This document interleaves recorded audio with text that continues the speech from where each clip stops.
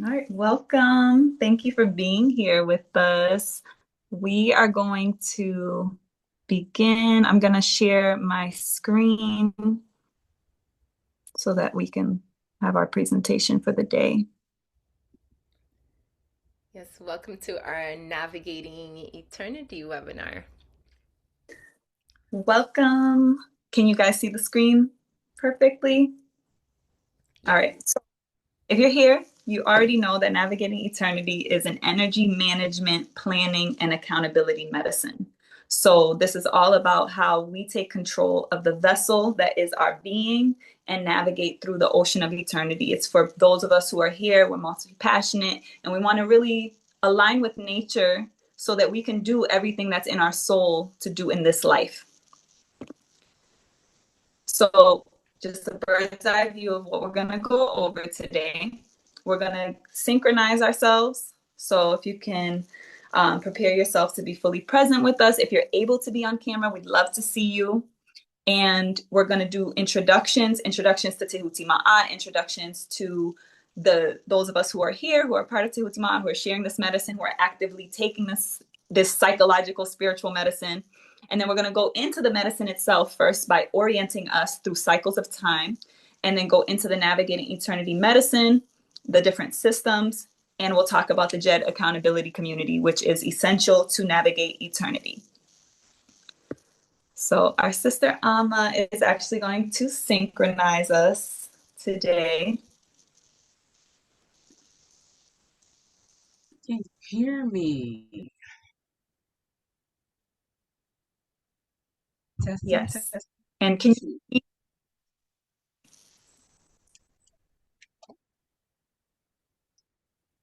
I feel like my connection is a little slow. I So, can hear you. okay, you can hear me. Okay, great. Mhm. So, when we speak about synchronizing, first, my name is Amma. I teach littles and I teach virtually. And because I teach virtually, we find a way to synchronize by actually getting on the same frequency by rubbing our hands together. So, if you don't mind, I'm going to invite you to allow your inner child to be present. I know that we are adults in this room, but I'm going to invite you to bring your inner child in.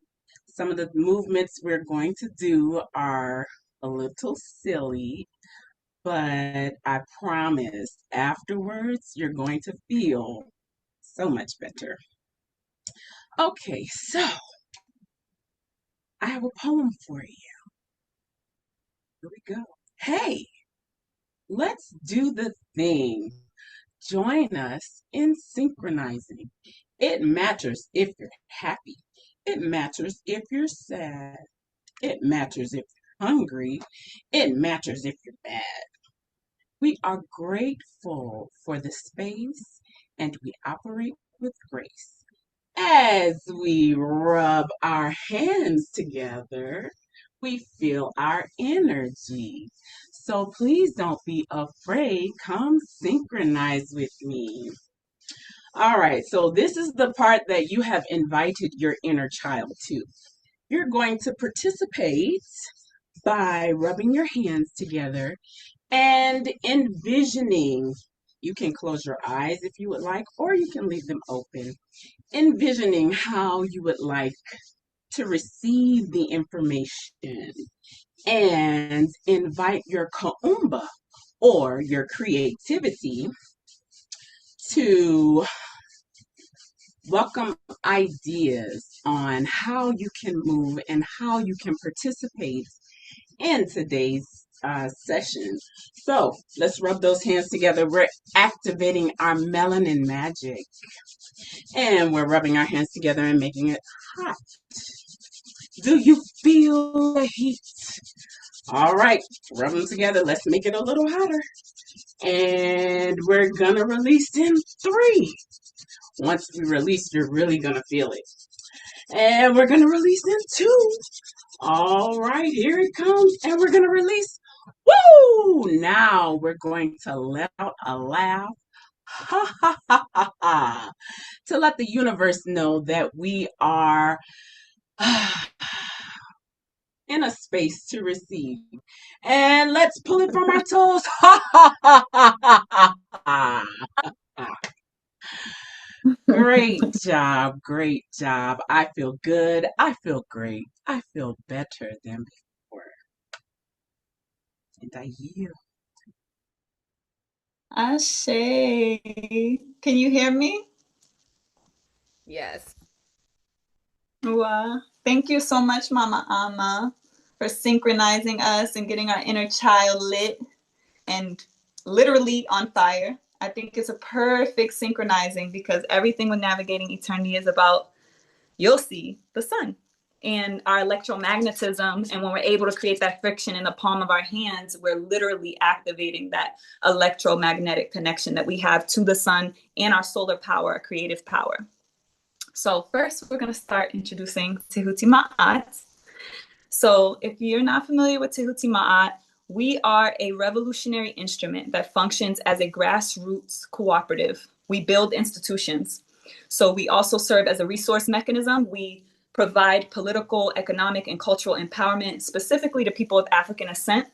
And our goal really is to have this holistic, spiritually centered movement that is here specifically for the resurrection of the African mind, body, and soul worldwide. So it is a Pan-African institution. Essentially, our instrument is designed for creatives, artists, activists, revolutionary spirits who are here who know that what they have in their soul to create is something that's here to transform the planet, that's here to carry us into the new paradigm that we're all calling forth. So our goal in creating cooperatives is specifically because, and why we are a cooperative is specifically because when we look at the world that we're in right now, this capitalist construct that we're in, we need something that meets the moment. Cooperatives are key because not only do they allow us to be all invested in the movement and building, have an economic foundation for us to all be connected to and to fund the revolutionary programs and the work and the service that we want to offer so that we can alchemize the current situation that our people are in, that we are in, right? We also, as a cooperative, allow ourselves to transition, to operate within the capitalist paradigm and transition us out of it. Because cooperatives are not necessarily profit driven, right? You can determine, so for our co-op, we have different cooperative business ventures to fund our revolutionary initiatives that we have. So it's a way for us to not fall into a charity model where we are actually generating our own sustainability and our own foundation and stability to be able to transform and do the things that we want to do on our terms. Now, our cooperative focuses on building institutions in the areas of healing, art, and education. Obviously, with a foundation of love, which is infused in everything that we do, everything that we create. We currently have healing initiatives that deal with sexual trauma, that deal with food sovereignty. We have Organic Food for the People initiative that's been going for 10 years. The cooperative itself has been functioning for the past 12 years. So we have youth educational programs. We have educational programs through Tehuti Ma'at University. Navigating Eternity is one of those experiences. Other workshops and educational things that we have, cultural gatherings, etc. So our foundation, when we say that we are Tehuti Ma'at, these are actually ancient principles. If you are not familiar with the Kemetic paradigm, Kemet, or what most people consider ancient Egypt, which is currently what we are orienting, or in the occupied territory known as the Sudan and Egypt, in the ancient world, in the Kushite empire of our ancestors, our ancestors established classical African civilization that literally was the foundation of civilization as we know it today. These ancestors are the ones who gave us mathematics, science, all of the sciences that we have, astronomy, astrology, all of these things for our ancestors were connected, right? And when we orient ourselves back to our ancient worldview and the civilized approach that our ancestors have, we see that there's a stark distinction between the world that we exist in now, this Eurocentric paradigm, which is patriarchal. In our ancient world, there was always complementary energy, right? It was matrilineal. So the feminine took precedence and actually was the forefront of our tradition, even before the masculine principles came to complement them. So it is a very different paradigm that we orient ourselves to. So when we are talking about principles such as Tehuti and Ma'at, our ancestors symbolize these principles through imagery and through nature. So the two images that you see on your screen, the ostrich and the ibis or the ibis bird, are specifically the animals that our ancestors used to depict these principles. Tehuti, which is on your screen as the ibis bird, was symbolized as a scribe. When our ancestors saw this bird looking into the sand to get its food, it literally looked like it was signing a signature, right? So it became the expression of, and the mythology for the expression, the scribe, right? All thoughts, all time, all things that have to do with intellect, with knowledge and wisdom. Tehuti holds all that ever was, all that ever will be. It is the essence of the time paradigm that we know of. Ma'at, on the other side, symbolized by the ostrich or the feather of the ostrich, symbolizes truth, justice, reciprocity, balance, wholeness, and divine symmetry. It is the establishment of cosmic order. So it complements the universal law that Tehuti represents is Ma'at. We usually simply put it as Tehuti is the mind and Ma'at is the heart. So when we say that our institution is upheld by these two principles, we're holding the facts and the feelings, right? We're having that divine symmetry of both the mind and the heart. Now, the ostrich was used, interestingly, the ostrich is the biggest bird on our planet, but it does not fly. There's a grounded element to Ma'at. But the feather itself was used in the symbolism because the feather is light. So one of the most significant scenes that we usually see from our ancestors is what's called the judgment scene, where what you see in front of you is the scale of Ma'at. And you can see the figure of Ma'at above head. I'll just zoom in briefly so you can see.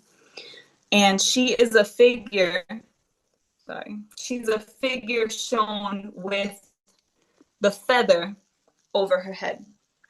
Now, I'm not going to go into the details on what is on the screen, but what's important for you to know is that Tehuti is also depicted here because you see the priest in the screen, who is the scribe who's writing the record, has the mask of an ibis bird, right? So this represents, this judgment scene is very significant because we saw every day as Judgment Day. And after each completion of a life cycle, the heart of the deceased person was weighed on the scale, right?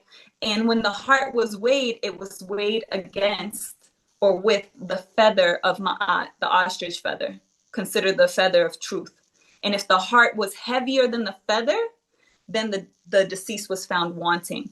So Ma'at and Tehuti work together to keep the record because it's everything that you've ever done comes into judgment. But that judgment is within. So Ma'at is a moral inventory that we do on ourselves. There are 42 principles or covenants of Ma'at that people are familiar with. But essentially, it's a moral inventory that you do on yourself. I will not steal. I will not kill. And at the end of the day, it would be, I have not killed. I have not stolen. Right? And when you get to the point, if there's something that you have done, it's your responsibility to seruj Ma'at or restore Ma'at, restore balance. Because your heart is the one who feels heavy when you're not in integrity or you're not honest, right? That heaviness is symbolic. So that's why we also saw every day as Judgment Day. So these are the principles that guide Tehuti Ma'at, our cooperative, is rooted in truth, rooted in integrity, and ancient wisdom and ancient prophecy. So I will transition us. Beautiful.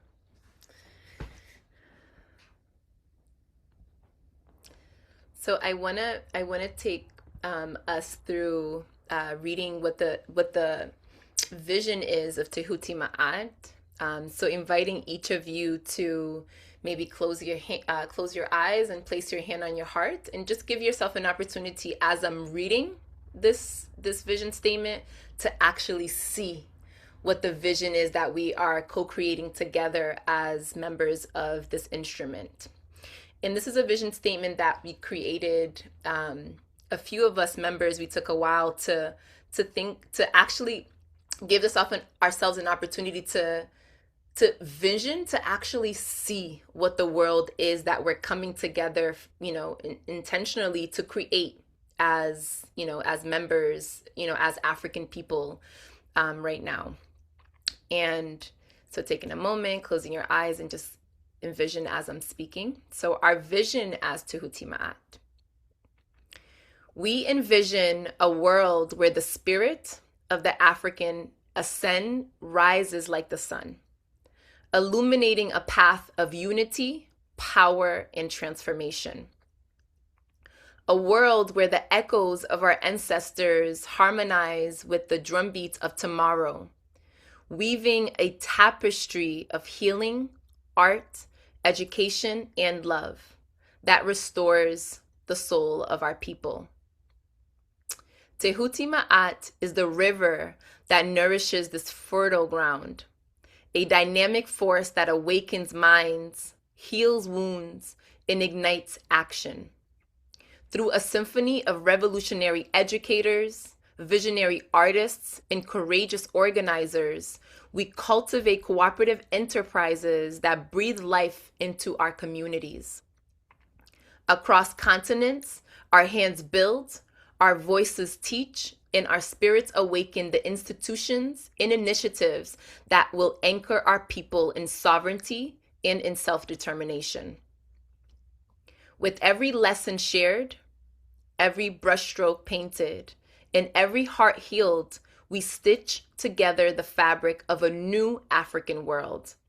One where knowledge is liberation, unity is strength, and the revolution is not just a movement, but a way of life.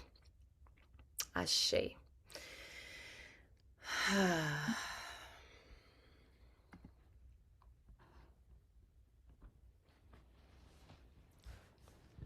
Thanks. So that vision, as we hold it in our hearts, it's expansive. We're talking about transforming the world, the chaos of the world right now, into order, restoring back the cycle of these ancestral principles that we just mentioned, right? Universal law, cosmic order, alignment back with nature, cooperation. Now, it's not just a theory for us, because we're putting it into practice, and we've been putting it into practice for the past 12 years. And the expansion of us arriving at that vision is outlined for us through a method that is considered our 11-pillar platform. So this element of Tehuti Ma'at, these pillars, this temple that we're building, has 11 pillars. And the foundation of this entity, this instrument, is spiritual warriorship. Spiritual warriorship is an intrinsic system of connected leaders, really, but embodied leaders. Spiritual warriorship is about leadership at the highest levels, honorable leadership, not just do as I say, not as I do, but actually living what it is that we are saying, right? So with that foundation of spiritual warriorship, this movement is really for leaders. We have a beautiful ancestor named Ella Baker, who gave us a vision during her work in the Black Power movement, which was a leaderful movement that she knew that we needed to manifest in order to successfully liberate ourselves. Now, during the Black Power movement, we also had the Black Panther Party that was inherently revolutionary in the ways that it stepped forward with authority and the masculine aspect of what we need to liberate ourselves. So our movement is also taking a critical approach to reviewing all of the previous movements that we had before and what we did well, and also where were our opportunities for growth. And one opportunity for growth that we had is our movement was not rooted spiritually. We created movement, and our ancestors, those who moved us to this moment where we could be here and build on the foundation that they built right now, they did what they needed to do for their time. And at that time, that was what was needed. And in this time, we have revolved, and we know that we need a movement that is spiritually sound, because we know our existence is expansive, and we know that in the spiritual realm, we already win. We've already won. So in addition to that, our pillars are Ma'at, as we mentioned, right? That complementary energy, balance in all things, nature, and prioritizing nature as a force of life, and spirit. 3 is healing, knowing that our healing is primary. We are not going to liberate ourselves, and we're not going to create that vision if we don't first deal with the current situation that we're in, and the experiences that we're still carrying our blood from our ancestors, and our duty to heal and alchemize that. The ancestors is pillar 4, because we know that our ancestors are here and now and present. We know that we are returning ancestors. We know that we're in a continuum. The ancestors root us in our cultural inheritance. Beyond any spiritual tradition or religion, the ancestors roots us into the reality of the expansive cosmic world that our ancestors were aware of, that has been constricted in this linear reality that we've been programmed into. Africa is right now. We recognize that Africa is the source, the elders of the planet, and our liberation and the awakening of the African spirit is essential for the reclamation and restoration of the planet itself. Sovereignty, right? Making sure that we have autonomy and authority before we move into pillar 7, which is unity, right? Recognizing the unity in all things, but specifically the necessity for unity amongst all African people, or people of African ancestry. 8 is production, right? Cooperative economics, group economics, actually producing so that we can move into pillar 9, which is power, defining our reality, and then moving towards experiencing our freedom, because power concedes nothing without demand. That's what Frederick Douglass said. So the power that we've given away to these parasites, we have to reclaim in order to actually embody freedom and continue revolution, because revolution is a continuous cycle. All right. And right now we have a guiding roof over our pillars, which is value. This priority we have right now within our instrument is economic empowerment. So I'm going to allow my divine sisters to also share a bit more about who Tehuti Ma'at is, because we are Tehuti Ma'at. It is a movement of real living souls. So I am As Neferka. You can call me Nef. I am the mother of Tehuti Ma'at. Thankfully, I've been given this vision of seeing how all of our visions are one, and the mandate to weave together a design that could hold all of our vision, right? Holding each of our individual aspects, right? Each cell in that body, so that we could actually align with each other in a powerful way in the truth of our oneness. So I am grateful to be here, and thank you for being here as well. Blessings, family. My name is Leilani Oliveira. I mean, to me, Tehuti Ma'at is, it's the space that I get to come and express and actually activate and be able to do what I know I'm here to do for my people.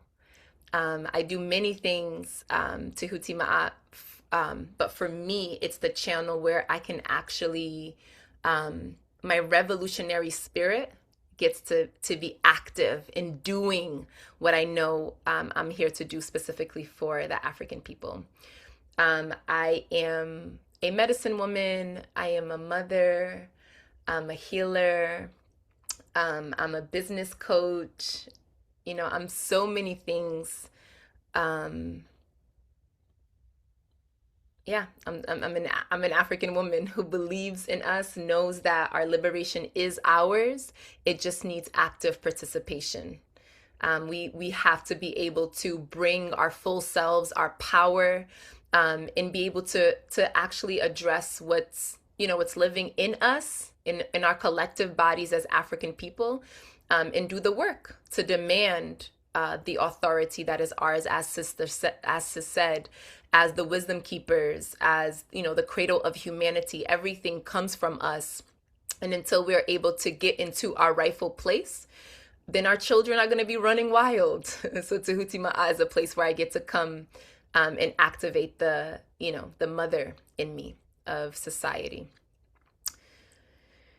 Yeah.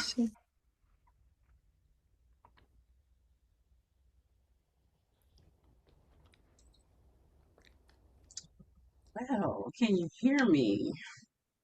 Yes. I am Ama Binu. I am first grateful for the space. Um, I am, as I mentioned earlier, I am an educator, uh, and I wear many, many hats, like we all do. Um, I'm a mom, I'm a complement or wife, and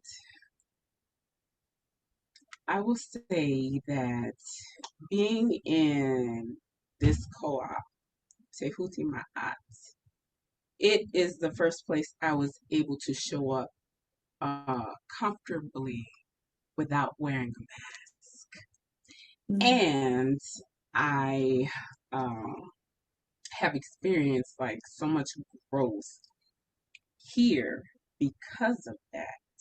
I was able to expand and actually recognize I am a businesswoman. I am able to operate in all of these different versions of myself because um, I have the time. Yes. So I'm excited to be here. And yeah, that's it. I'll yield. Good, thanks. Yeah, and one of the things we say in Tehuti Ma'a is that the moment we're in right now is perfect. That's what we say in Navigating Eternity for this medicine, right? The reason why we're giving you the context of like what this is, what soil did this medicine sprout in before we just give you this medicine, right? It's like recognizing like you can go get something synthetic at a pharmacy, but if you go and you know from the farmer's hands, this medicine that you received of this plant and how it's going to heal you, that's the intention in giving you this introduction to Tehuti Ma'at. But really, why we're here is because we need to heal our relationship to time, right? So when we say the moment that we're in right now is perfect, that means that we're honoring the divinity of now without feeling like it should be different or anything other than what it is. And that can be challenging for us. Our sister Leilani is really going to talk about like why it's so important for us to recognize the importance of this current state we're in. Yeah, as we're going to land on like actually sharing with y'all the we have a vision, but the practical application of it. And one of the ways is navigating eternity. We'll share this with you and give you an invitation to join. I want to just kind of take a moment to like acknowledge the times that we're in, because I think there's so much happening, for us here in the United States, and for us globally. Like there are so many things happening, and sometimes with the intelligence of our nervous system, we can often feel constricted and go into fear and really overwhelmed. And it's important that, as you know, yes, we can contract and be overwhelmed, but one of the things that supports us in moving through, right, healing anything, is the first step is acknowledging. So I want us to just acknowledge that we are in this degenerative stage of destruction, right now. Like we are literally in war. We've experienced many things. I'll just list some of them, with, you know, the first one being the attack on the Palestinian people, and us having to watch our tax dollars kill humans, kill babies, women. We're also in this time where we are significantly under attack. Our water is under attack. The what's the institution called? The World Health Organization announced recently that we're in a water bankruptcy, water crisis. Our air is being actively polluted. We know this. I think for many years, some of us have said it's a conspiracy theory, but now it's clear. There are many scientists that are testing the air, especially after chemtrails, and finding traces of a lot of different chemicals that are harmful to our bodies. Our foods are under attack. These things are basic to human life, for life to continue. Our seeds, most of our fruits are seedless. Most of our foods have pesticides. Some of them are even taste like plastic. They have many seed banks that they're bringing our seeds to. So they're making our fruits seedless. They're making our foods in labs. We have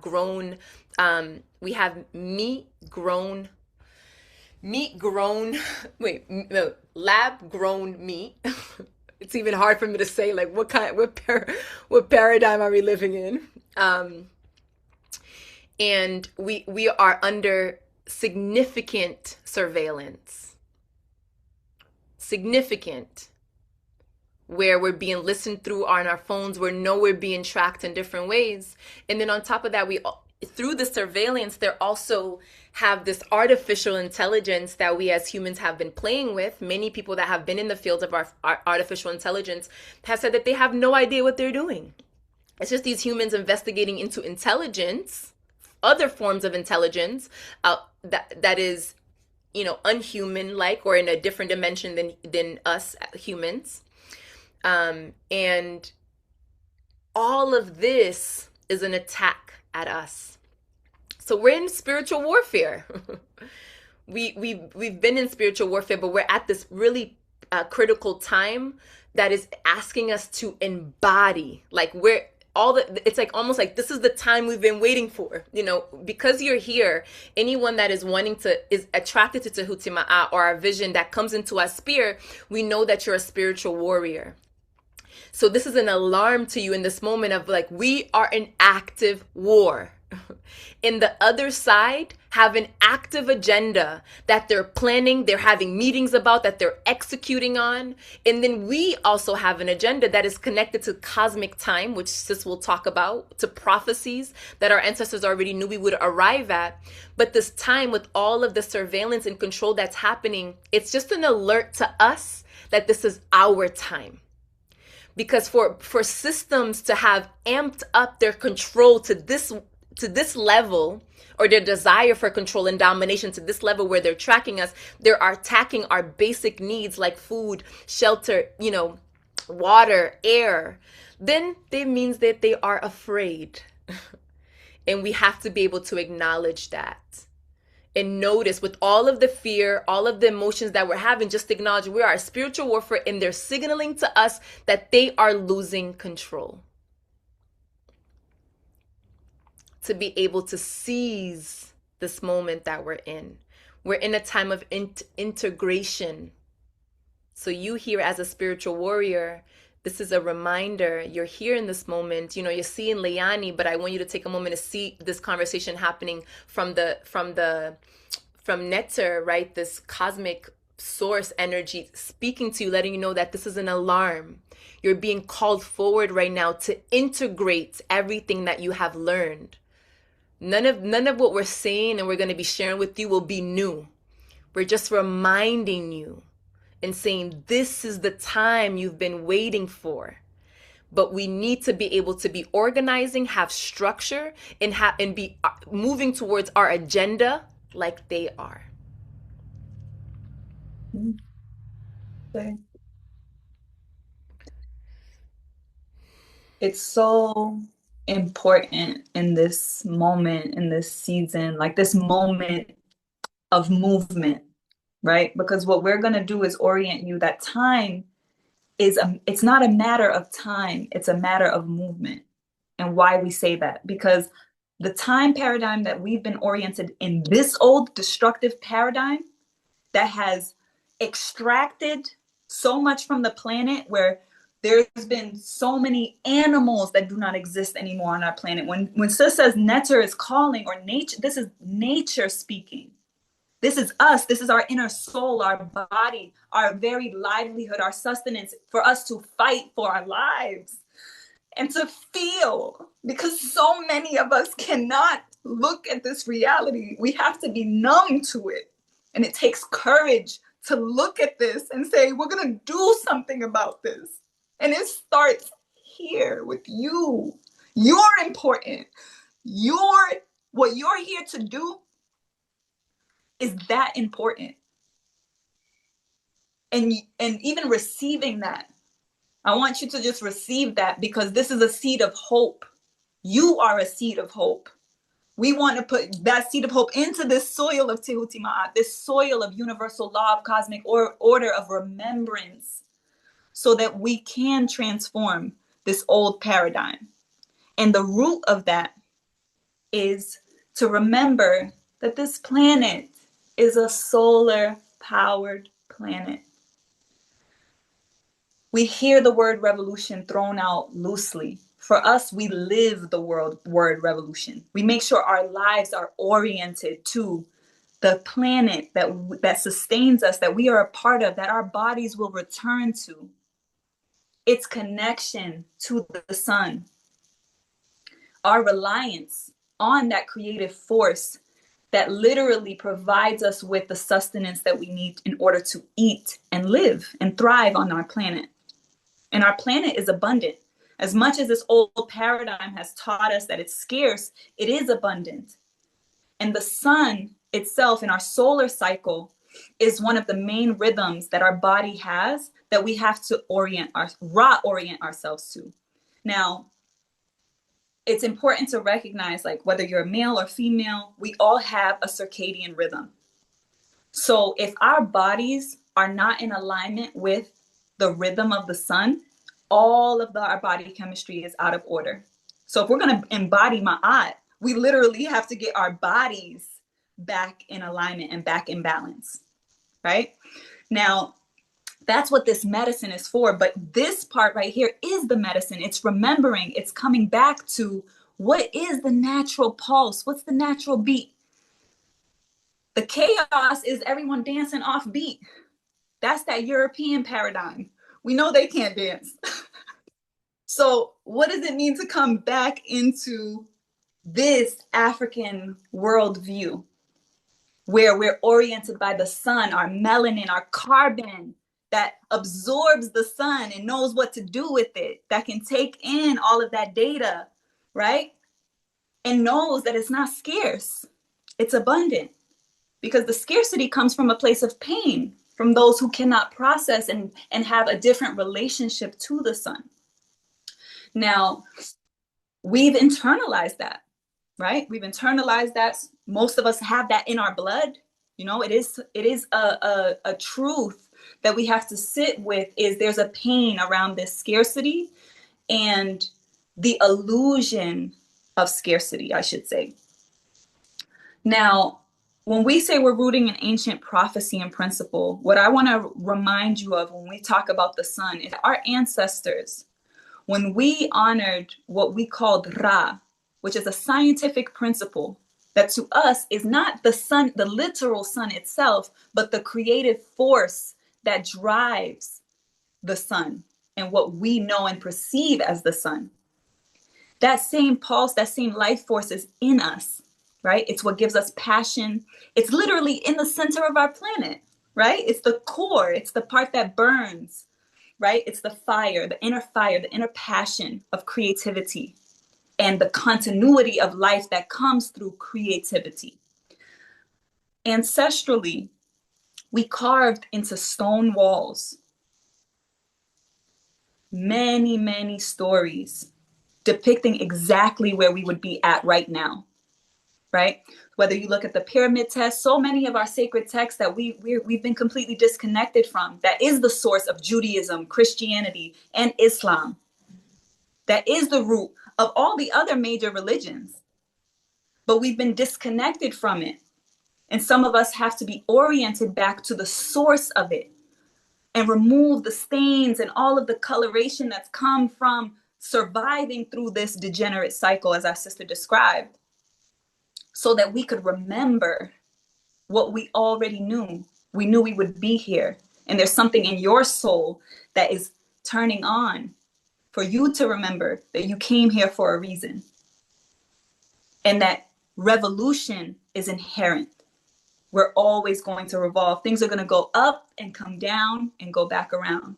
Now, when we looked at, if you look at any tomb or the pyramid text, the Pertem Heru, which is the book of coming forth from night into day, which many passages are taken and bastardized in the Bible and in the Torah, for example. There is a depiction of this boat of Ra, the solar bark, moving through the 12 hours of the night. There's another sacred text called the Book of Doors or the Book of Gates that moves through these 12 hours of the night. We just moved through an equinox. And I'm going to go into that because this is the essential part of the medicine, is understanding the rhythm of nature, the rhythm of our solar cycles, which actually move in 11-year pulses. Every 11 years, our sun goes through the same cycle, okay? So it's important for us to look back at these ancient texts because what they showed us as the solar bark moved through the night was the reality of moving through the darkness of this degenerate cycle. The equinox is when we have equal hours of daylight and equal hours of nighttime. So it's the ultimate expression of Ma'at. It's balanced day and night. That's what we have to move back towards. Because right now we're in a degenerate cycle where we have longer nights than we do days. And it's purposeful. So this aspect of the solar movement is essential. Most of us know it because it's what gives us seasons, right? When we move through an equinox, we know equal day, equal night. And as we progress into summer, if you're on the northern hemisphere, it's opposite for the southern hemisphere. The nights shorten and the days lengthen until the sun gets to its most northern point. And once it gets to its most northern point, we have the longest day of the year and the shortest night. And then the sun goes back and it starts going back towards the south. And we again reach an equinox point, what we call the autumn equinox.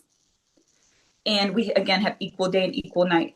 The nights continue to lengthen as the sun continues going south until it gets to its most southern point. Stillness, we have the longest night and the shortest day, and that pulse continues. The days lengthen and we come back into the spring equinox. Why is it essential that we recognize this and we know this? On a macrocosm, it's what we're experiencing right now.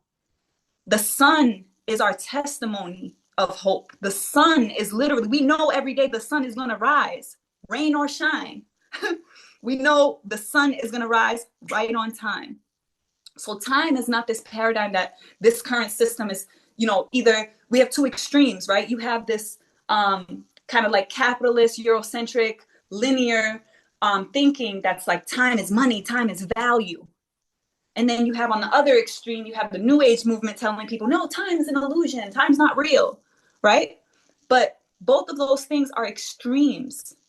Because at the center, when we go back to when our ancestors would create sundials to track time, it was tracking the movement of the sun. So everything is about movement. If you move fast, you get there faster. If you move slow, you're going to get there slower. If you don't move, you ain't going nowhere. So it's really about us orienting ourselves back into time through the context of movement, so that we don't keep feeling like we're behind. We don't feel like we have to rush. And that's what creates these hiccups, and we make mistakes when we know we're right on time, and we can be present with time, and we can plan our time in alignment with nature and be fully supported. Then we start moving through time with ease and grace. So it's important for you to take your time.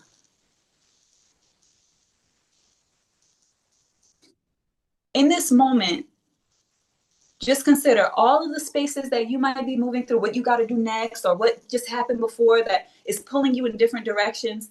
When we're in the present moment, truly, there is no anxiety, right? There's no worry for what's next. That means you're in the future. There's no resentment and, regret for the past, because you're right now. So the African worldview recognizes that everything is always both and. It's whole. The paradigm itself, the solar paradigm, is about wholeness. And it recognizing, as that we talked about Tehuti, everything that could ever happen or has ever happened is happening right now. That's African worldview. So what does that mean? The past and the future are one, and they connect right now. Because in right now, you actually make the choices. You actually have the power to define your reality and to make phenomenon move, as Huey P. Newton said, the co-founder of the Black Panther Party. Power is the ability to define phenomenon and make it act in a desired manner. If you cannot be present, you cannot be in power. And we cannot be free if we do not learn how to hold our power. Our time is valuable, but it ain't money. Our time is priceless. Your attention, look at how all the things they're doing, the hoops they're jumping through to get your attention, to get us distracted and to get us out of our time, so they could feed off it as the parasites that they are. So it's our responsibility to take back our time. So I want to allow our sisters to also share like their experience with applying this medicine and what that actually means for them, in a very lived, real way.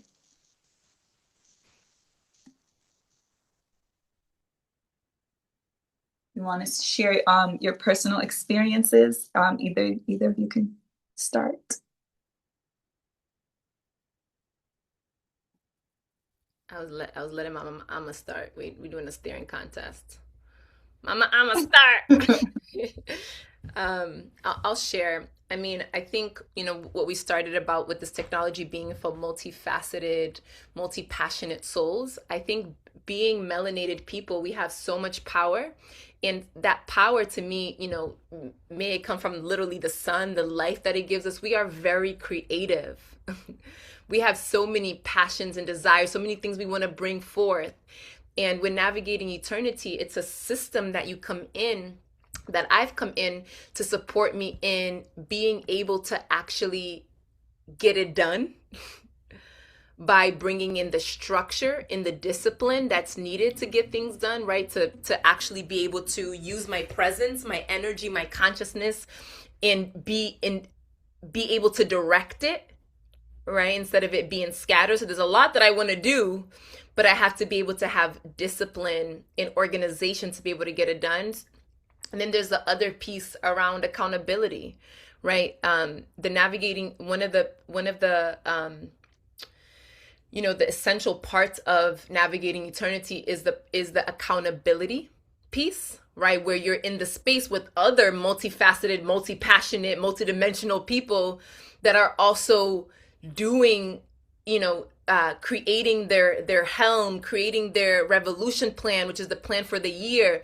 It's like, so you're inspired, right? We're using each other's energy and like, cycling each other's energy, to be able to actually reach the vision that is ultimately all of ours. Like we have different pieces of the puzzles as individuals, or little pieces of the purpose or the vision, but ultimately it's the same vision. So, navigating eternity has supported me with time management, or as we say, energy management, supporting me in like being clear about the things that I can't do right now, right? We can have it all, just not all at the same time. So helping me be strategic about that, and even syncing up with the cycles of nature, right? There's times that we give like cosmic forecasts. So we're supporting you with connecting to what's happening in the cosmos. What are the planets doing? What are the asteroids doing? The stars, how are they moving? How is it informing you? So you're in the space with other people that are inspired, that are passionate, that are creative, and we're being also what I was saying about us actually tending to our agenda. It's like we're all working through a piece of the agenda for our liberation together. So it's inspiring. It supports me in, organizing my life and my energy and directing it. And then being inspired, the community piece. It's like, as much as we want to do this together, it's a lot. We have a lot of work to do. And that's not to cause overwhelm, but to amplify the importance of unity. Us doing it together makes the load so much lighter. So, the community aspects for me is huge. Like, I think a lot of us, especially visionaries, revolutionaries, we've often been the oddball in the group, right? We're the leaders. So we're the light bearers. We're the one leading the thing forward. So coming to a space where you're like, oh, Neff is me. I am Neff. Mama, I'm a educator. I'm educator. Brother Rob, we get to mirror and see each other, and reflect on each other in a beautiful way that is inspiring and keeps the passion alive through all of the distractions that they're trying to bring forth.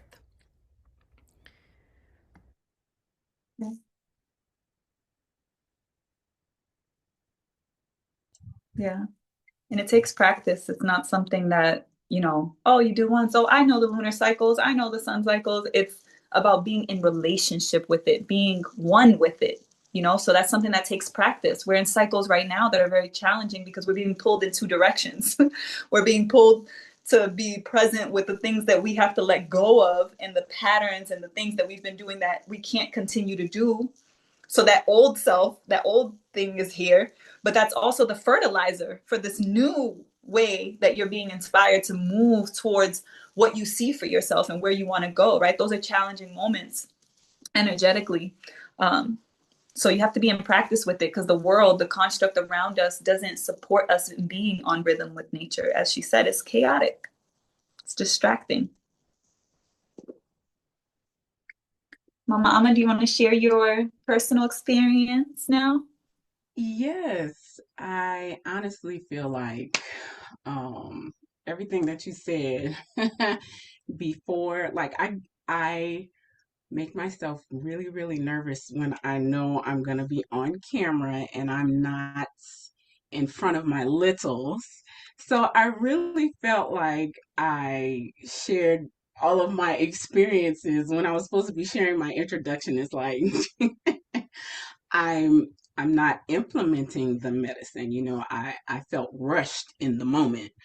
So now um it's me truly saying, I do get to show up without a mask. Like, I'm able to take the time to share that with you all, in a space that is not judgmental. Um, and I really feel like that's significant because people are experiencing a lot of trauma that they don't recognize. When I first showed up um, to Tehudimad, I feel like I was just a mess. You know, I was made to feel bad about, truly being myself. Like I was always crying about things, and I was able to shift my thinking. When my tears are falling, it's not me being a baby. I am organically pouring libations, and it's I was able to take something that I was teased with um as a child and actually have the space to empower myself. And I really don't feel like I would have been able to do that without coming into contact with this instrument, and actually implementing the medicine that we do here, having the space to like really take my time, take your time. Mhm. And that is very significant in my personal experience. And yeah, Mhm. it was Thank I you, sis. yeah, I felt like I was carrying a lot. And in this space, I was able to plant those seeds and grow and to continue growing. So, and greetings, Mhm. Brother Rob, and I'll yield. Ashe. Brother Rob, do you want to share some of your personal with navigating eternity?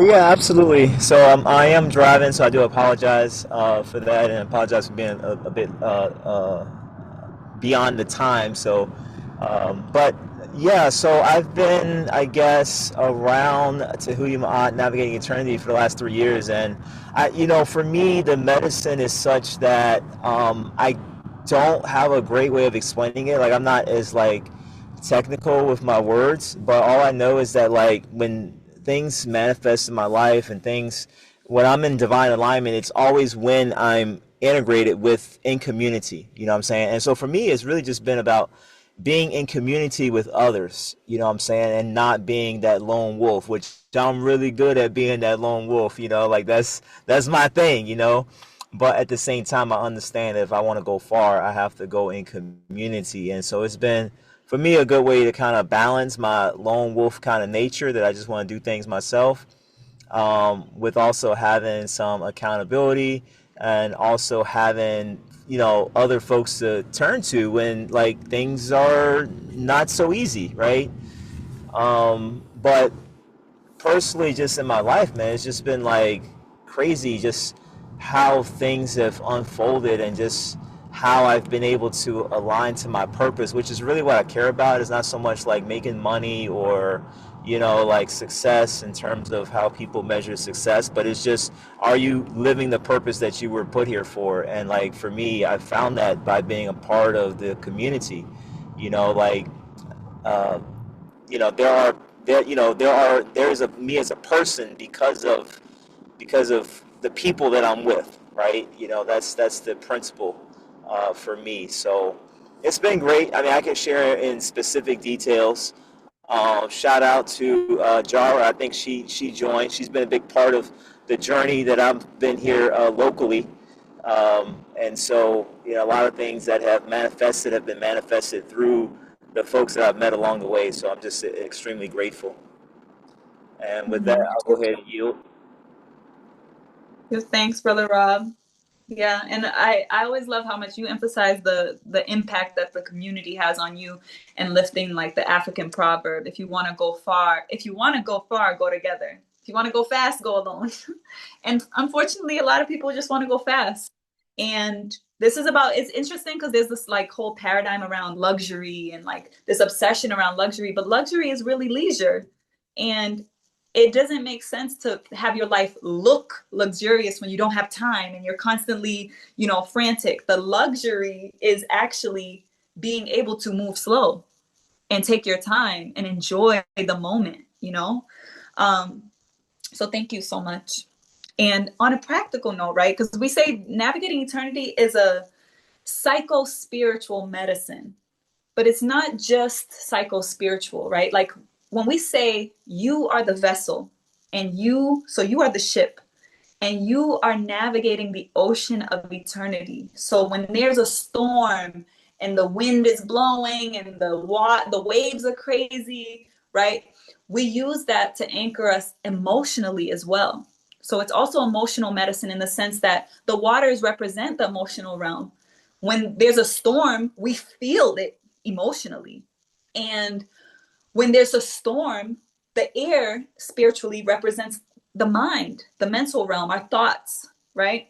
So navigating eternity gives you the system itself is the medicine, right? Which we're going to get into right now in terms of how do you navigate these oceans, right? Do you have your map? Do you have your compass? Do you have your itinerary? Do you know your destinations, right? Do you know what your anchor is when you need to put your anchor down? You know how to spot that lighthouse, right? These are symbolic things, but they actually support us to anchor this medicine into the physical world as well. So the medicine comes in psychologically, spiritually. You can heal emotionally. You can, as Mama Amma said, like it allows you to be present with your emotions and honor. You are human. We're here. We're alive. That's why we started with everything we said in the beginning. It's like, come back to your heart and the heartbeat, right? And the purpose for your being. And as you honor your emotions, you allow yourself to feel and you unnumb yourself to the reality and you start to be present because you can be present with the reality. And you allow yourself to be present with, hey, I got to change this. And I'm going to use my power in this moment to do that. That's where we're embodying our power, right? So that becomes a physical expression. When you start organizing your life through this system, that's how you physically embody it. So if you start waking up with Ra, and every evening when Ra, the sun is going to rest in the west, right? At sunset, you're getting out in nature and you're allowing your body to chemically adjust and prepare itself, start producing that melatonin, right? The chemistry of your body is physically aligning with nature, right? So the medicine is multidimensional, it's holistic energy management. So we talked about the sun, and now we're going to go into the lunar cycles. The lunar cycles are essential because this is now the more feminine element, right? The lunar cycle is the micro beat that goes with that pulse, because we know that the moon is reflecting the light from the sun, right? So it's still the solar cycles there, and then you have the beat of the lunar cycle, right?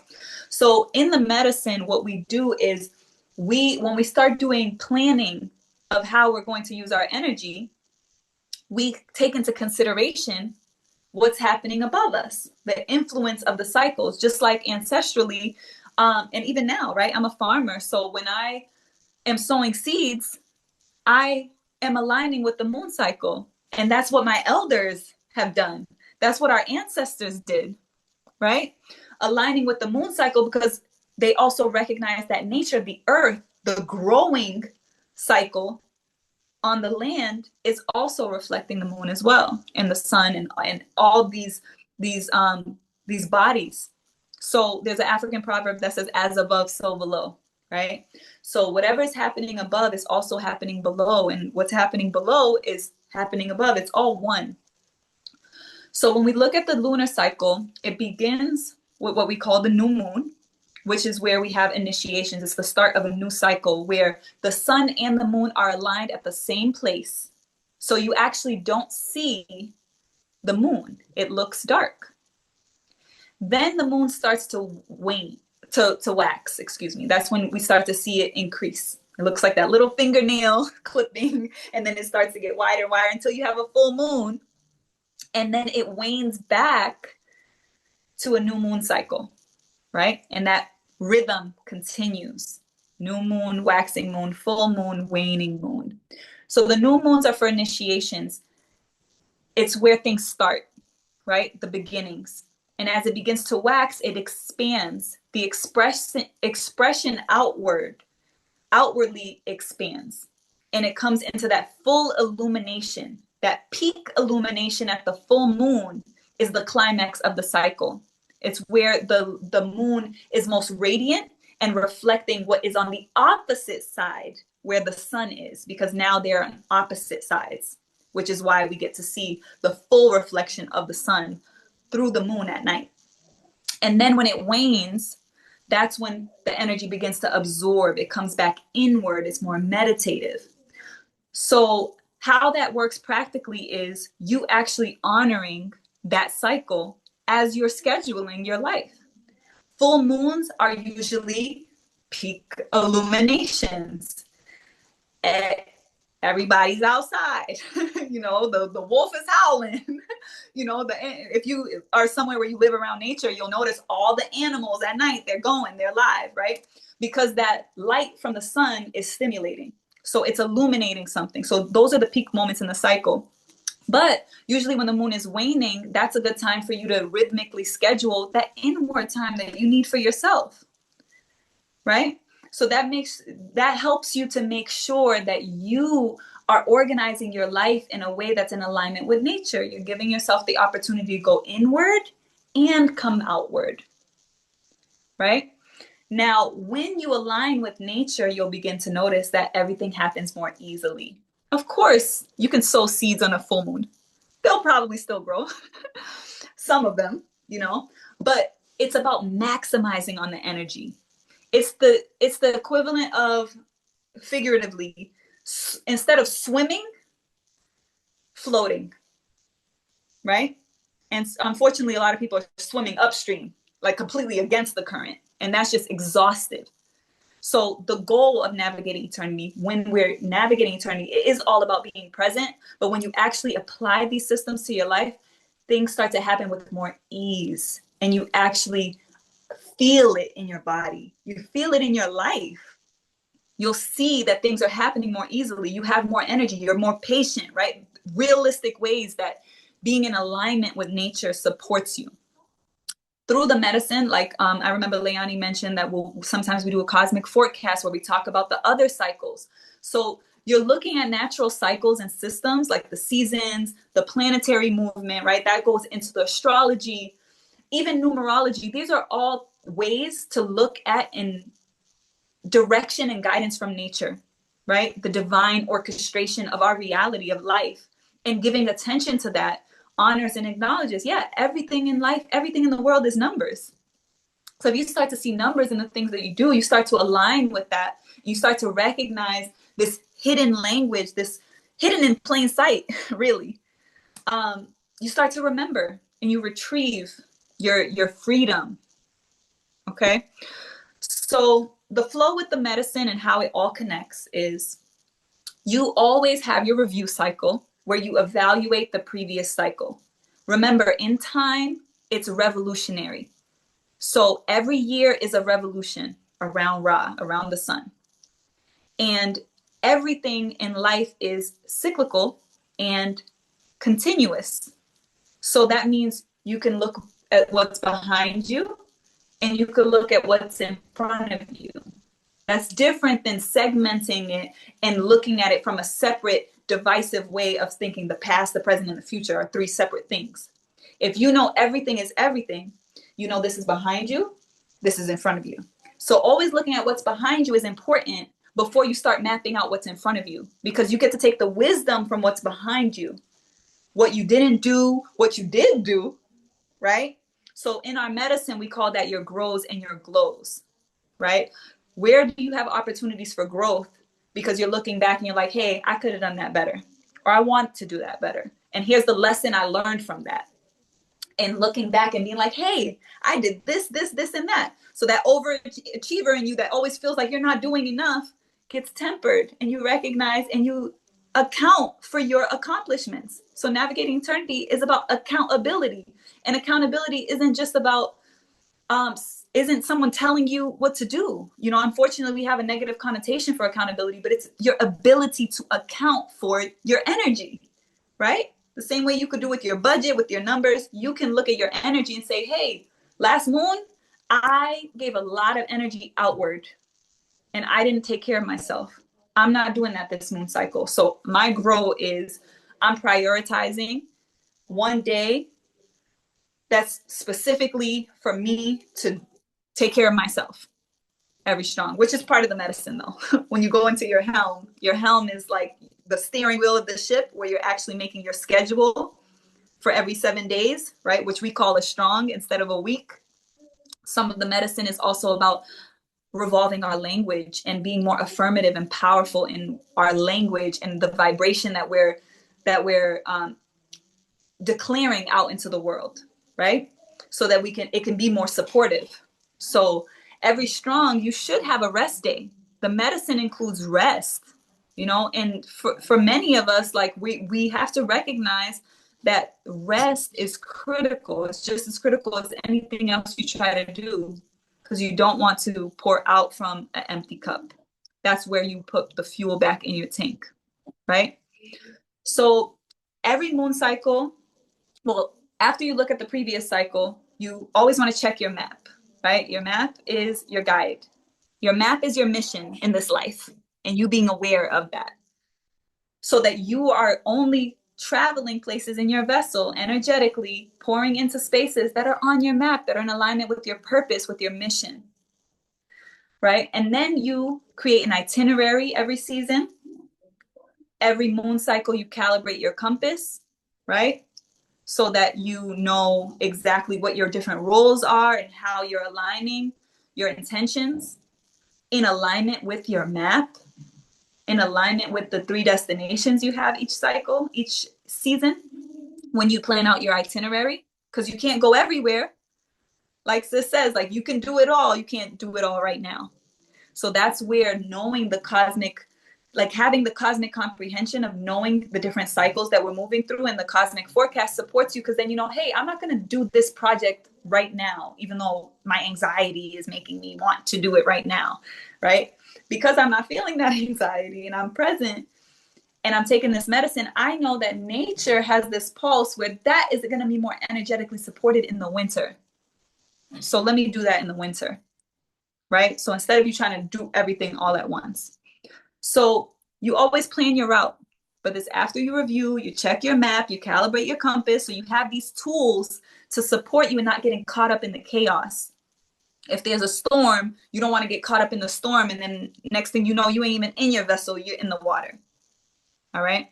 Now, another key point, it's not a rigid medicine. You have to allow leeway.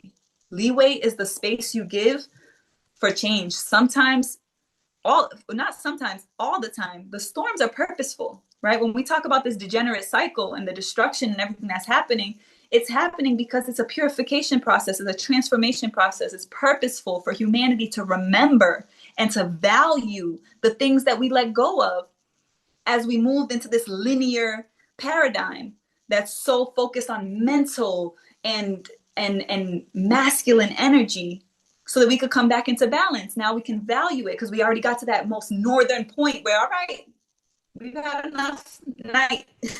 We don't want to have only nights. We got to move towards daylight. So that's part of us shifting, right? So it's purposeful. So we allow leeway because the storms are purposeful. So sometimes the water might come, right? Those emotional waves, and they might take you off the path that you had on your compass. But we allow leeway so that we can learn from that and we can be present and trust nature. So the leeway is about trusting the process and remembering that the moment that you're in is perfect.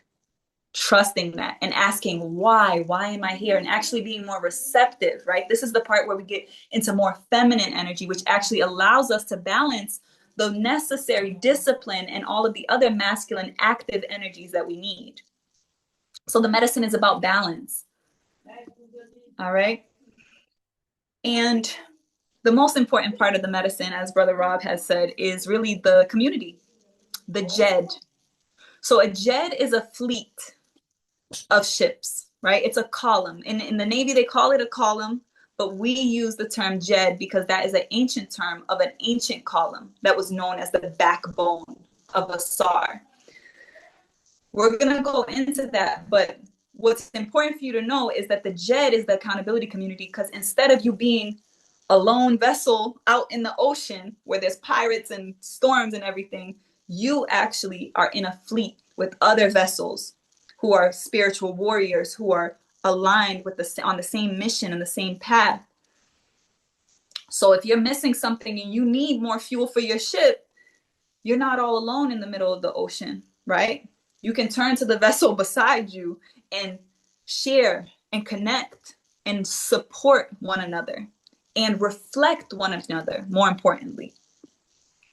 So the JED accountability community, I'm going to actually have our sister Leani elaborate a bit more on this, but it is the backbone, right? In the backbone, the JED column is about stability, right? It's the backbone. It's our sacred masculine energy, the part of us that comes into discipline, accountability, and it is significant to our system because there was 8 years of nurturing this medicine, of doing research, reading all the latest books, the Atomic Habits, the Lisa Nichols of the world, all the best coaches and their systems to really see, okay, what is the value that we have from the old paradigm, from this more linear model, and how do we connect that with our ancient prophecy? How do we connect that with the way that our ancestors were oriented into nature? And how do we hold both of those things together?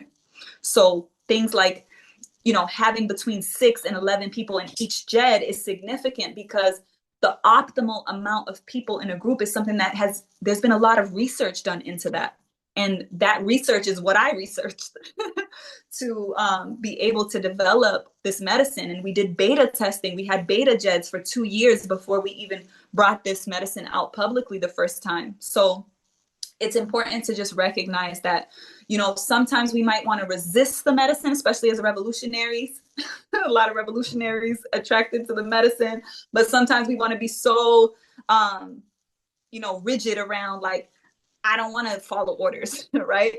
The rebellious spirit is in there, but that rebellious spirit has to also honor the fact that there's limits, right? Time also has limits. We know that our world, this planet is finite, right? Things do die, but that death is for renovation or restoration and recreation.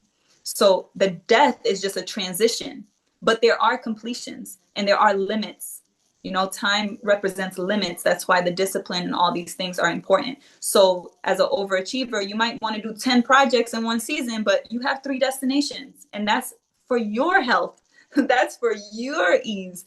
That's for you to be as present and aligned as possible. Okay. So Leani is going to share a little bit more about the JED and the power dance that is the JED and how we show up for our community.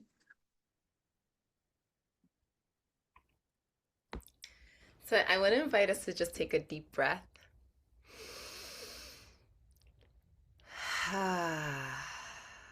Just kind of just allow. We've been receiving so much beautiful goodness, good information about this instrument of Tehuti Ma'at, and also the medicine, one of the medicines that we have. So just giving ourselves a moment to allow all that information for us to digest and receive it through the breath. And at this point, after sharing all this with you, we want to invite you to join.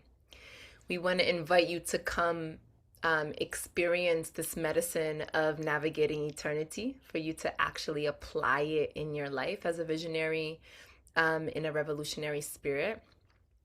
The next, what's the start date for the next one, sis? April 12th. Okay. Well, yeah, that'll be orientation day. Okay, you can go back to the previous slide. So we start on April 12th, which is in the middle of this month, and we meet bi-weekly. So navigating eternity, again, we have all of this wealth of information and structure that we'll be supporting you with on a bi-weekly rhythm, and we are together. Essentially, when you commit, you're committing to 3 moons. You're committing through 3 months of applying the medicine, experiencing the medicine, and being with us into Hutimaat. The sessions are about 90 minutes where you're essentially, with this medicine, it's like you're choosing to opt in to a time to organize your energy in a time where you can actually do the work with other like minds, and you're going to be getting support. So in the Navigating Eternity, we have accountability partners that you'll be grouped up with that will be supporting you. We're constantly sharing what we need. So we're using the resources of, the resource of having other people with us and be able to support us.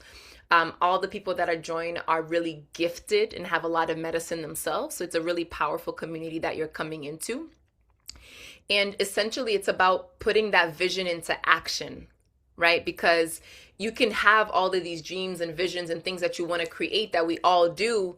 But, all of us have met somebody, like maybe after high school, we've seen someone 10 years later and it's like, oh, this person is kind of in the same place. And there's no shade to that. It just shows that the person hasn't put action behind their vision. We all have visions, but you have to put energy, you have to direct that energy. So we come in and we're all about creating, again, the structure that's going to support your energy and moving forward. So we have our helm, which is planning for what we call our strong instead of weak. And within that, there's many other things that we'll be sharing with you to support you in organizing and keeping it together. We also have an agenda, like a printout that supports you in beautifully laying everything out. And, and then we have the Navigating Eternity curriculum. So we have all these beautiful educational videos supporting you with understanding all of these concepts at a deeper level for those that want to, that are logical and want the information and the data. We have outside of the actual 90-minute in-person, on Zoom with each other sessions, the JED accountability sessions, we also have a wealth of curriculum and videos for you to watch. So, we're inviting you in the beauty about the JED in the Navigating Eternity medicine, it's what we're using as an initiation into the instrument. So if you're someone that also is like, okay, Tuuti kind of cool. I've kind of been looking for somebody, an instrument to build with other like minds. I have projects that I'm interested in. I also want to know what projects y'all are working on and I want to come in on it. We're in the age of Aquarius, which is all about collaboration and working together. That's who's going to get the furthest, right? If we're thinking about riding the wave of the energy and actually aligning with time. So, when you opt into the JED, what you're also doing is opting into deciding if you want to actually join the instrument of Tehuti Ma'a as a worker owner.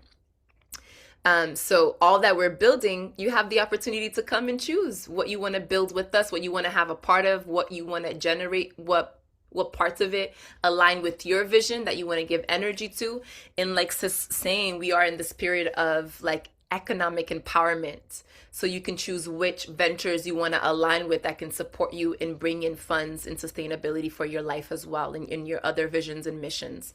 So it's a beautiful opportunity to come in to something has so much energy poured into it for the last 12 years. You can come in and actually join.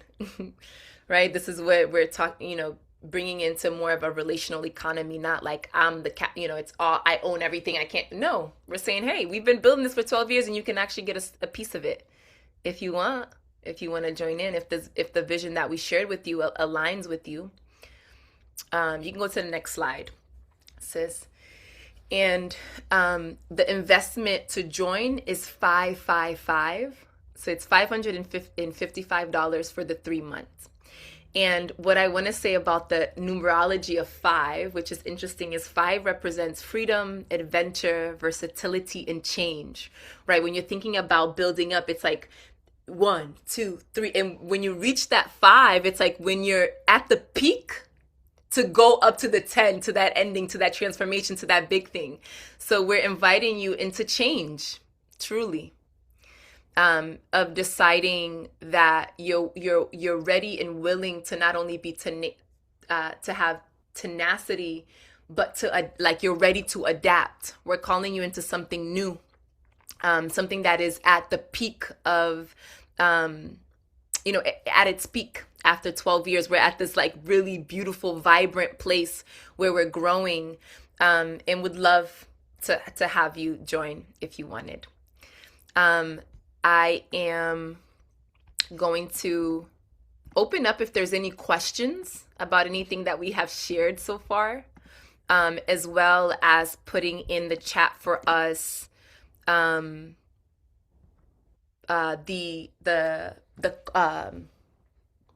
landing page that you can see, and if you decide that you want to join us, that you can make your investment and join. On there, for those who might feel like, and one, as African people, and as someone as a business coach that works with African people all the time, I think money sometimes and investments can feel like the nervous system is like, no, 555, and I want to like just remind our nervous system that we have everything that we need. And instead of contracting, I want you to ask your brain, how can I? If your heart says yes, I don't want to go into the mind of like, oh my God. No, it's very affordable. The value that you will get from this investment, I'm talking about, not only do you come into an instrument for 3 months and experience it, like all of we're giving you a specific medicine that's going to improve your life drastically, but you also get the opportunity to come into a container with other like-minded, brilliant folks that are on this mission towards African liberation that is willing to share it with you. We're like, everything that we're building is ours. And you can come into it. So, see it as an opportunity to be a generational way maker, right? I think a lot of the times why investments feel hard for us Black people is because we haven't seen it. We didn't see our mothers and our fathers like, yeah, I just spent $10,000 investing in myself in this. It's always like, there's not enough. There's not enough. So our bodies will go to that. And I just want to remind our nervous system that is not true. That you have everything you need. And if you ask yourself, how can I? And you put your energy behind it, that what you will receive from it is like 10x it, 20x it. You're coming into an economy with many different resources and so many different value points. But yeah, I want to open it up for questions. Do you have any questions for us? Anything that we can clear up for you while we're here? Yeah, and I'd love to just add, like we had talked about the seed, right? And one of the terms that's used a lot right now is like being a star seed, right? You have this cosmic memory. We're here on this planet, and it's like having the soil, like navigating eternity.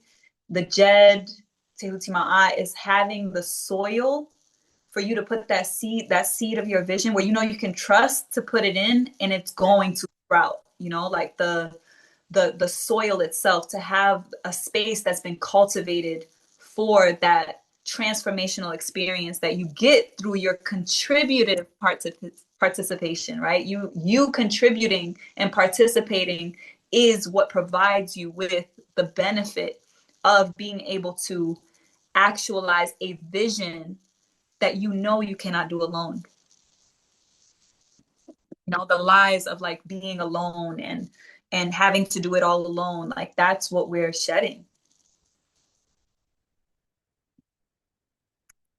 And also to clarify, our sessions, as Sis said, they're every other strong. So it's every other Sunday. So when we start on the 12th, that's an orientation day of April 12th. And then April 18th, when we start, we're going to actually, or is it the 19th? That's when we're actually going to start our pulse, right? All the way through June. So you'll see the significant shift. And we're going to actually provide each of you who are here with us with the mission mapping playbook. So you can take the mission mapping playbook and actually start to review your last revolution, because the new year just started, even though they told you on their time that it was in January. So you felt like you was behind time because you only just now coming online. No, you're right on time. You're with nature, and you get to start the new year with your mission mapping playbook, and you can start to outline and refine what is on your map, right? What is that mission that you're on? What is your purpose here? the guide is really supportive with all the different reflective questions and things that you use to cultivate your map. So we'll email that out to you.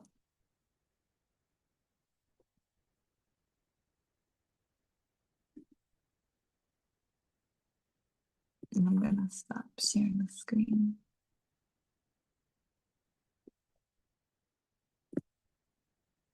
And the link is in the chat. Yeah, I would love to hear from I mean each of you, but it's an invitation. You don't have to. But I am curious on how this was for you guys. That we appreciate you so much for your presence, for giving us our time. You gave us an hour and a half of your energy, and we value that so much. So above all, regardless of where you the direction that you choose to take, we are just really grateful for your attention and your presence for the last hour and a half.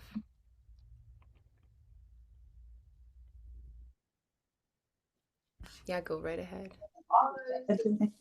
Hey everyone, so I was late. So I think I got that everyone experiences the collective individually differently. It's from the different answers I heard. So yeah, so it's not, I guess, something like, I think even someone said it's hard to put into words, but yeah, I mean, I think that it's definitely one of those things you have to like try, and dip your toes in to do. So yeah, that was just my impression of it. Just wanted to say that and that. Yeah. Just kick it off. Yeah, thank you, Dwayne. And yes, it's like one of those moments, like anything new that you want to try or anything that your heart might be calling you to. It's like you're at the ledge, just like, should I? And with keeping the principles of life of Tehuti Ma'a, we're asking you to ask your heart. If your heart says no, then okay, we trust that. Again, we're gonna share our gift with you, so you're gonna be able to use some of this medicine already. We're gonna freely share with you the guide, and that in itself is gonna support you a lot in getting clearer as you're going into this new year. However, if your heart says yes, if there's any fluttering, like something about this, like there's something about this, like I could just feel it, that's what we're saying, listen to. And if you need our support, I think you probably received the Tehuti Ma'a universe. I'll share my personal email in the chat. And Mama Amma, Brother Rob, if y'all feel open, you can reach out to me personally. If you're like, I want to do it, but I might have some resistance and I want to work through it. Again, if the heart is saying yes, then we want to seize this opportunity. We want to be able to, again, we're in this time of integration. Everything we said, y'all already know, right? It's like when I got into Navigating Eternity, I was already organizing my time. I already knew how to do this. What I was missing was the community. I needed to be with like minds that reflected back to me the highest version of myself. So when I was in fear, or when I was contracting, when I wasn't taking care of myself, I could have Amma say, hey sis, I'm here. I can help you with this. Or hey, Brother Dwayne, you're not taking care of you, brother. Like, we need our men strong. We need our men to be mentally healthy, physically healthy, spiritually strong. You got sisters here that can support you. Let's do it. We need that. We need that reflection, and especially melanated people, because we have work to do within ourselves. When we're talking about shifting the systems and what we're trying to create, it happens in it. It happens in the Jeds, right? When Mama Amma is doing this and it's making me feel a certain way, and the conversations that we need to have. And there is a power dance that we're learning how to do as Black folks. How do we actually share power? Because we don't know that. What we know is crabs in a bucket. What do you mean I got this idea and I'm going to share it with Dwayne? And Jara gets to have my thing that I've been creating for 12 years. What do you mean she get a piece of my... No. But it's how do we open up to believe, like, no, there's plenty. So yes, I have this project. I don't actually want to do it alone, because if you're an entrepreneur in the space, it's draining. You actually don't get far. It's like you try to do the project, you do it for a little bit, you're tired, then you stop, then you retract, maybe you go back to working in the system. We're creating something new. So that, like, I don't really, it's, yeah, because it's new. And with the nervous system, when it's an unfamiliar territory, the nervous system is like, ugh, what is this? I don't know. I don't trust it.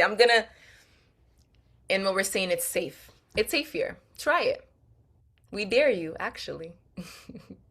Yeah, and I just put, for those who are here live in the chat, the link to the mission mapping workbook or playbook, as we like to say, because we also orient everything like from work into play. Like we're going to have fun with it. That's a big part of like this medicine. It's like we're talking about going into the new paradigm. Yes, it does take work, but you could have fun, right? So that's why we orient things through the spirit of play, bringing the inner child, right? Because part of being in eternity is like your whole self is here. You're all one, right? But we look at the different pieces, like what is your future self pulling you towards? Maybe it's your future self that's like, yo, you need this.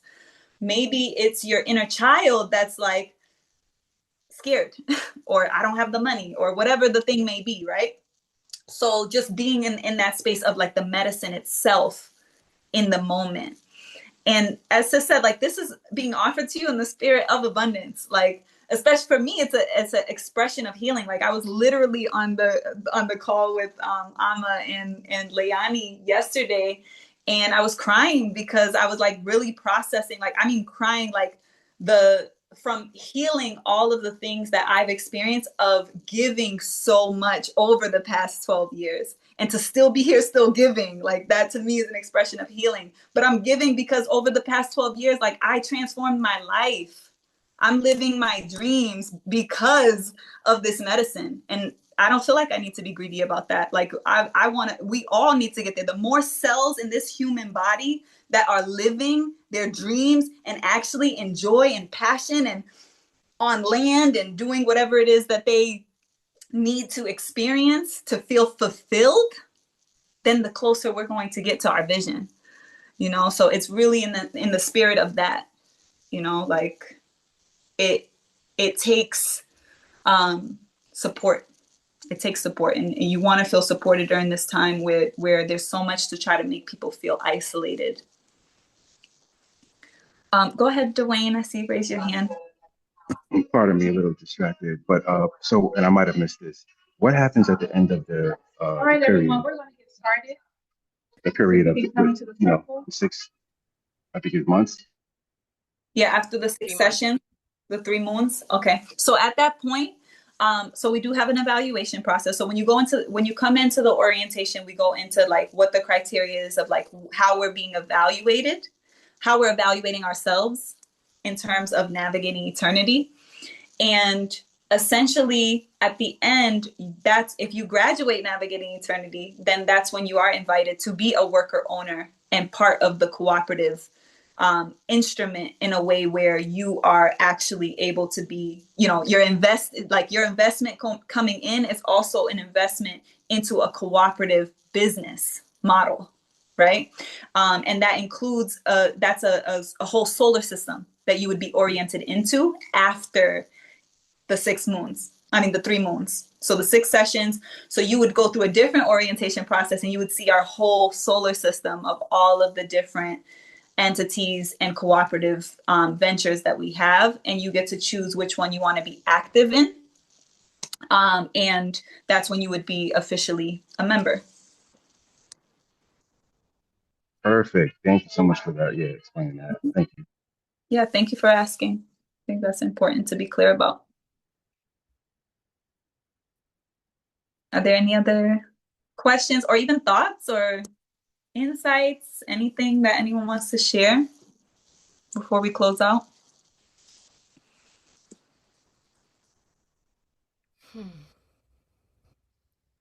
Okay. So one of the other things that I think Lindell's saying something. Oh, go ahead, Lindell. So first of all, I want to say I feel very aligned with what you guys shared. Throughout like my time living here, we get tossed in like so many different directions, like, oh, this religion is correct, this religion is correct, and we get thrown in different directions, like other people's beliefs. And my soul has always navigated toward truth. What is truth? What is true? Um, and a lot of times, like, I get thrown in different spaces and it just doesn't feel right to me. It doesn't feel like truth. Um, so I definitely feel pulled toward that direction that, you know, um, this is where I'm supposed to be. Ashe. Yeah, as you're talking, I'm like, it's the Libra in you, my aunt. You know, this justice, peace, truth. Yeah, it's an energy we know I know that you know very well. Yeah. It's interesting. I was thinking about, like, for example, the people who haven't been able to be, or it, like, even coming into a space where, it's intimate like this. Like sometimes people go on Zooms and there's like 100 people in there and you can hide. I think that there is something to be said about the courage that it takes to show up for yourself, because it means showing up as you are. There's so many times we joke sometimes about the level of intimacy and transparency, and people would be surprised how recently some of us have known each other. But it's also like it's interesting, the cosmic alignment as well, because I remember the other day Amma added me recently on an app called The Pattern, and I looked at it and it was like we were family in a past life. And then I looked back and I was like looking at Leonie's and it was like we were family, and I was like, it makes sense for me to know someone for a year and feel like, or instantly, to be honest with you, because I feel like for me it's been an instant thing.